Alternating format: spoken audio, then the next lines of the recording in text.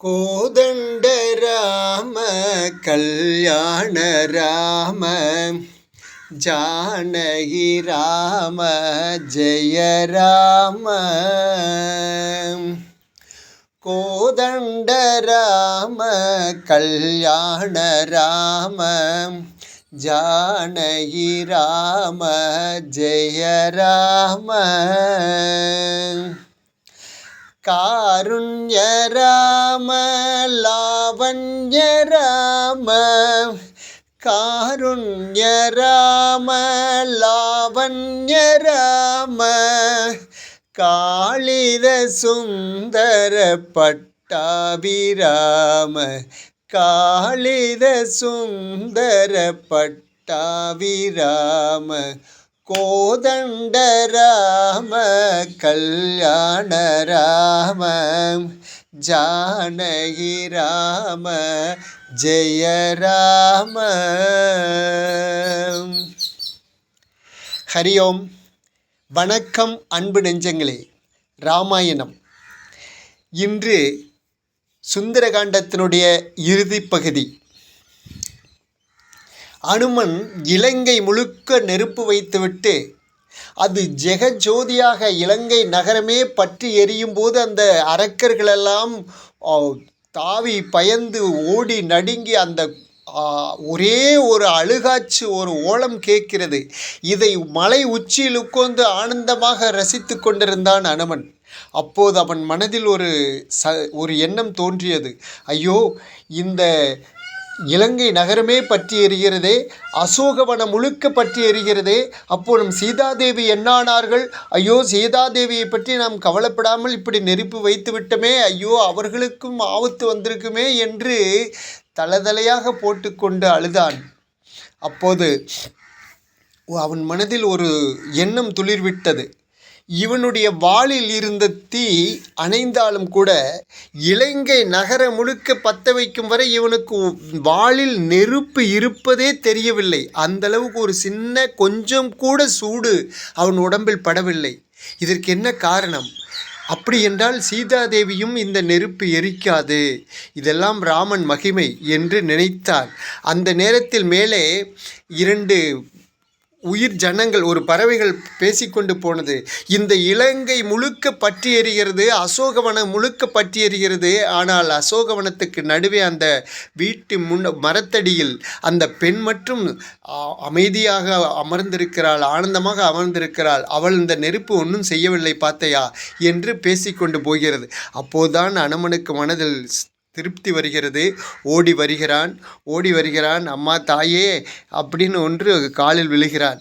அனுமான், நீ செய்த உன்னுடைய வேலை இந்த இலங்கை ராவணனுக்கு ஒரு கலக்கத்தை ஏற்படுத்தியிருக்கிறது. ரொம்ப சந்தோஷமாக இருக்கிறது. உன் பராக்கிரமத்தை காட்டிவிட்டாய் அப்படின்னு சொல்லி சீதாதேவி பாராட்டுகிறார்கள். அம்மா, என்னுடைய வாளில் ஒரு தொட்டில் சூடு கூட ஏறவில்லை. அந்த தீயை வைத்து இலங்கையே பூரா பற்ற வைத்திருக்கிறேன். ஆனால் இந்த ஏரியா முழுக்க தீ எரிகிறது.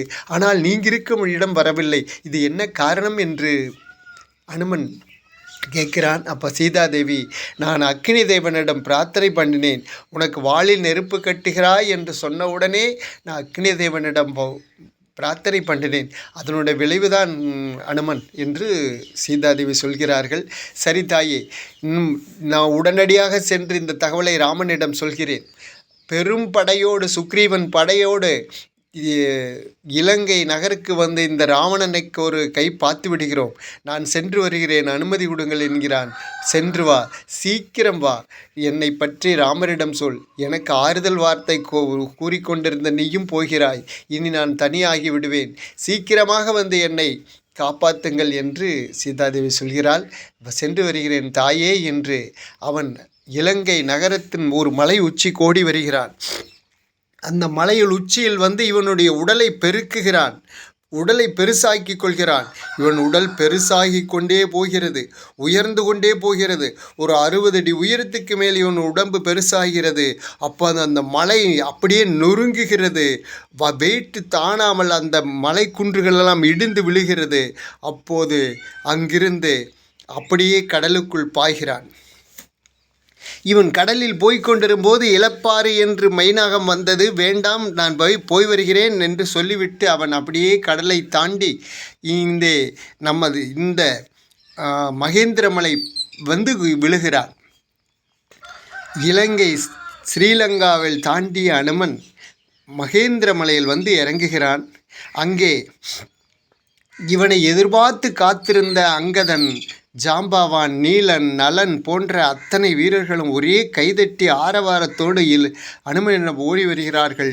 என்ன நடந்தது? அனுமன், பார்த்தாயா சீதாதேவியை? ஆம், கண்டேன், சீதையை அமர்ந்திருக்கிறார் அசோகவனத்தில்.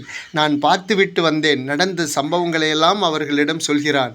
அவர்களெல்லாம் உச்ச வேகத்தில் அப்படியே சந்தோஷத்தில் குதிக்கிறார்கள். சில குரங்குகள் மண்ணில் பிறண்டு குதிக்கிறது ஆனந்தமாக. சரி, நாம் இந்த தகவலை உடனடியாக சுக்ரீவனிடம் சொல்ல வேண்டும், கிளம்புங்கள் என்று வடக்கு நோக்கி நடக்க ஆரம்பிக்கிறார்கள். வடக்கு நோக்கி வருகிறார்கள். கிஷ்கிந்தையை நெருங்கும்போது அங்கே ஒரு மதுபான வனம் இருக்கிறது. அது சுக்ரீவனுக்கு சொந்தமான ஒரு மதுபான வனம். அந்த வனத்தில் சுக்ரீவனுடைய மாமனார் அந்த வனத்துக்கு காவலாக இருக்கிறார்கள். இந்த அனுமனுடைய படை மாமனாரை பிடித்து தள்ளிவிட்டு அந்த வனத்துக்குள்ளே உள்ளே செல்கிறது. மரத்தில் ஏறி மது அந்த கல் கட்டியிருக்காங்க இல்லையா, பனைமரத்தில் கல் கட்டியிருப்பாங்களா முட்டி வச்சு, அந்த மாதிரி அந்த மதுபானம் தயாரிக்கக்கூடிய மரங்கள் அதுக்கு கல்லெல்லாம் கட்டியிருக்கார்கள். அதையெல்லாம் போய் எடுத்து ஆனந்தமாக குடிக்கிறார்கள். இது சுக்ரீவனுடைய மாமனார் காவல் இருந்தது. அவரை தள்ளிவிட்டு இவங்களாம் உள்ளே போய் குடித்ததை பார்த்த உடனே அவன் ஓடி போய் சுக்ரீவனிடம் சொல்கிறார், இந்த மாதிரி அனுமனோடு அங்கதனோடு வந்த படை நம்ம மதுபான காட்டுக்குள் சென்று உள்ளே ஒரே அட்டகாசம் செய்கிறது அப்படின்னு சொல்கிறார். ஏன்னா இது அரசருக்கு சொந்தமானது, யாரும் உள்ளே போகக்கூடாது.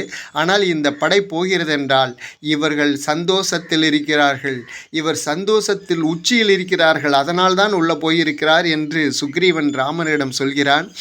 அனுமன் நல்ல செய்தியோடு வருகிறான். அவன் அந்த சந்தோஷத்தை கொண்டாடுவதற்காக அவர்கள் அந்த மதுபான வனத்துக்குள் போயிருக்கிறார்கள். நல்ல செய்தி வரும் என்று சொல்லிவிட்டு உடனே ஒரு ஆள் அனுப்பி சுக்ரீவன் அழைக்கிறார். உடனடியே வரவேண்டும் என்று கட்டளையிடுகிறான். அந்த ஆள் உடனடியாக வந்து அனுமனிடம் சொல்கிறது, அங்கதனிடம் சொல்கிறது. அங்கதன் அந்த படையெல்லாம் சரி, குடித்தது போகலாம் வாங்கள் என்று சொல்லி சுக்ரீவனிடம் வந்து நிற்கிறது. உடனே அனுமன் முன்னாடி வந்து ராமரை பார்த்து, ராமச்சந்திர பிரபு, நான் கண்டேன் சீதையை, நான் பார்த்தேன். அசோகவனத்தில் அழகாக அமர்ந்திருக்கிறார்கள் அன்னை சீதையை நான் பார்த்தேன் என்று சொல்லி இவன் இலங்கைக்கு போன செய்தி, அன்று இலங்கை நகரம் முழுக்க இரவு முழுக்க தேடியது, அசோகவனத்தில் பார்த்தது, சீதாதேவி ராவணனும் வந்தது, அந்த விஷயமெல்லாம் சொல்கிறான். இதற்கு ஏதாவது அடையாளம் இருக்கிறதா அனுமன்? சீதை ஏதாவது கொடுத்து விட்டார்களா என்று சொல்லும்போது இவன் அந்த சூடாமணியை எடுத்து கொடுக்கிறான். சீதை கொடுத்த அந்த சூடாமணியை கொடுக்கிறான். அந்த சூடாமணியை வாங்கி கொண்டு தசரதன் ராமன் முன்னாடி இந்த சூடாமணியை கொடுத்தது அது ராமருக்கு தெரியும் என்று சீதாதேவி சொன்னார்கள். சுவாமி என்று அதை எடுத்து மறைத்து வைத்திருந்த அதை எடுத்து கொடுக்கிறான். வேறு ஏதாவது சொன்னார்களா என்று சொல்லும்போது அந்த காகத்தினுடைய கதை சொல்கிறான். நீங்களும் உங்கள் மடியில் சீதாதேவி படுத்திருந்தாராம், தலை வைத்து படுத்திருந்தாராம். அப்போது ஒரு காகம் வந்து அவரை கொத்து விட்டதாம். அதை பார்த்த உங்களுக்கு பயங்கர கோபம் வந்து ஒரு குச்சி எடுத்து பிரமாஸ்திரமாக ஏவினீர்களாம்.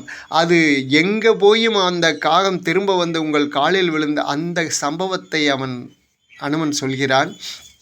இதை கேட்ட ராமர் அந்த சூடாமணியை எடுத்து தன் சீதாதேவியை பார்த்தது போலவே நெஞ்சில் வைத்து அழுகிறார், கதறுகிறார். அப்போது எல்லாரும் அவர்களை பார்க்கிறார்கள். எல்லோரும் ராமரை பார்த்து மனம் மௌனமாகிறார்கள். அதற்கு பின்னால் சுக்ரீவா, இந்த படையை திரட்டுங்கள், நாம் சீக்கிரம் இலங்கைக்கு செல்ல வேண்டும், சீதையை விடுவிக்க வேண்டும், இந்த படையை திரட்டுங்கள் என்கிறான். உத்தரவு சுவாமி என்று சொல்லிவிட்டு உடனே நகுலனை கூப்பிட்டு சுக்ரீவன் சொல்கிறான், நம் படையை திரட்டுங்கள், தென் திசையை நோக்கி நாம் கிளம்ப வேண்டும், ஏற்பாடு செய்யுங்கள் என்கிறான். அப்போது படை தென் திசையை தோக்கி கிளம்புவதற்காக எல்லா ஆங்காங்கே இருந்த வானர வீரர்களை எல்லாம் ஒன்று திரட்டி தெற்கு நோக்கி திருப்புகிறார்கள். அனுமனை கூப்பிட்டு ராமர் கட்டி அணைத்து, நண்பா, நீ வேறு நான் வேறு அல்ல, நீ என்னுடைய உயிர் என்று சொல்லி தட்டி கொடுக்கிறார். எனக்கு ஒரு நல்ல செய்தியை சொன்னாய், என்னுடைய உயிர் இருப்பதாக நீ பார்த்துவிட்டு வந்து சொல்லியிருக்கிறாய். இது ரொம்ப சந்தோஷமான நாள் என்று உன்னை நான் பாராட்டுகிறேன் அப்படின்னு சொல்லி அனுமனை கட்டி பிடித்து ராமர் தட்டி கொடுக்கிறார். அப்போது ஆனந்தம், அந்த இடமே முழுக்க ஆனந்தமாகிறது, சந்தோஷமாகிறது.